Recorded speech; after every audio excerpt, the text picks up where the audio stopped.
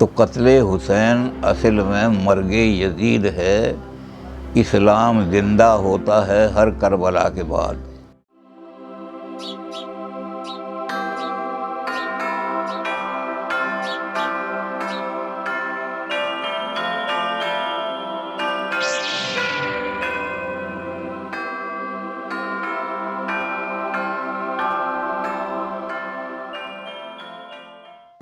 हमारे कई भैया जो हैं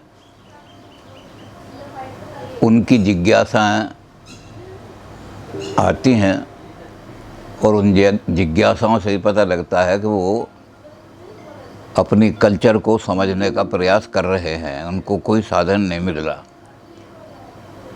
तो एक भैया ने छोटी सी बात, वैसे तो बहुत बड़ी बात है लेकिन हम छोटी सी शॉर्ट में उसको बात करेंगे। भैया ने कहा है कि मुहर्रम क्या है। तो हमारे देश में सबसे बड़ी जो माइनॉरिटी है वो मुसलमान हैं, इसलिए हमें मुस्लिम कल्चर का थोड़ा बहुत बोध रहना चाहिए, समझना चाहिए। हमारे बिल्कुल देश के आदमी, हमारे देश के वासी हैं। तो मुहर्रम क्या है? मुहर्रम एक महीने का नाम है। जैसे हमारे ये चैत वैसाख होते हैं या अंग्रेज़ी में फरवरी जनवरी होते हैं, ऐसे ही मुस्लिम साल जो है उसका पहला महीना वो मुहर्रम महीना है। अब आपके मन में जो जिज्ञासा हुई है कि मुहर्रम क्या है, ये इसलिए हुई है कि जिस दिन मुहर्रम निकलते हैं कि वो क्या है, वो मुहर्रम नहीं निकलते। मुहर्रम तो एक महीना है। इस महीने की 10 तारीख को, मुहर्रम महीने की 10 तारीख को हज़रत मोहम्मद सल्लल्लाहु अलैहि वसल्लम के निवास है, यानी उनकी लड़की के लड़के फातिमा के लाल इमाम हुसैन शहीद हुए थे।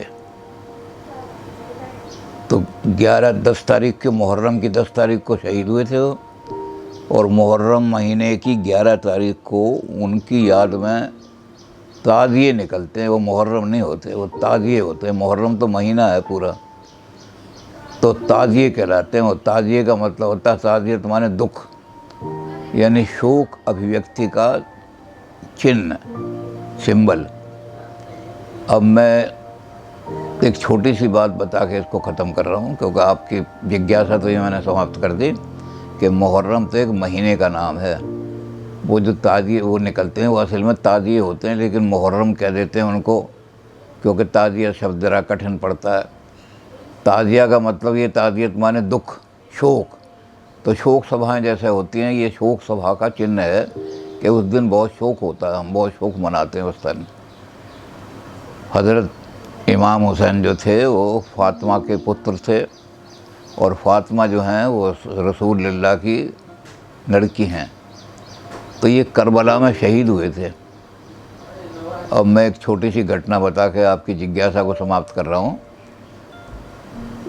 कि लोग ये कहते हैं भाई हमें एक दूसरे से सांस्कृतिक तालमेल बनाने के लिए एक दूसरे के त्योहारों में शरीक होना चाहिए। दिवाली है तो मुसलमान भाइयों से कहो कि वो हमें बधाई भेजा करें, दिवाली की मुबारकबाद। मुसलमानों के त्यौहार आएँ तो हम उन्हें मुबारकबाद भेजें। तो एक आदमी ने क्या किया, उसने कहा कि ईद तो निकल गई, जब खुशियाँ मनाते हैं वो ईद तो निकल गई, तो देखा कि मुहर्रम आ रहा है। तो उसने एक कागज़ पे चिट लिख दिया मुहर्रम की मुबारकबाद। अब जिस मुसलमान को भेजा वो बड़ा नाराज़ हो गया।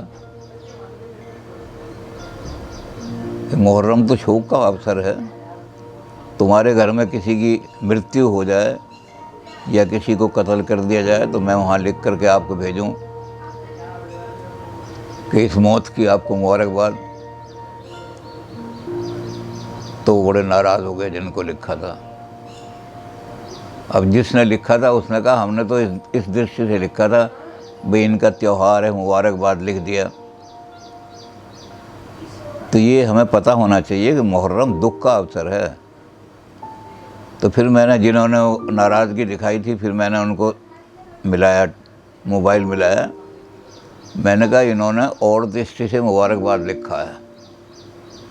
मैंने कहा ये कहा जाता है, और ये बड़ा महत्वपूर्ण शेर है, इसको याद करें सारे, मुसलमान भी याद करें और हिंदू भी समझें कि मुसलमान ये त्यौहार जो है कैसा है। त्यौहार ये शोक का है, दुख का है, तो शोक का अवसर है। लेकिन ये शोक का अवसर भी खुशी में बदलना है, तो कैसे बदलोगे? आपने मुबारकबाद लिख दी और वो नाराज़ हो गया, तो उसे कैसे तसल्ली दोगे? तो मैंने उनको कहा कि इन्होंने इस दृष्टि से लिखा कि कत्ले हुसैन असल में मर्गे यजीद है, जिसने उनको कत्ल किया था, करवाया था कत्ल। असल में ये हज़रत इमाम हुसैन की जो शहादत है, शहीद हुए हैं, ये असल में मौत का पैगाम है यजीद का, जिसने उनको मारा था, शहीद कराया था। असल में उसने अपनी मौत को दावत दी थी। तो कत्ले हुसैन असल में मर्गे यजीद है, इस्लाम ज़िंदा होता है हर करबला के बाद।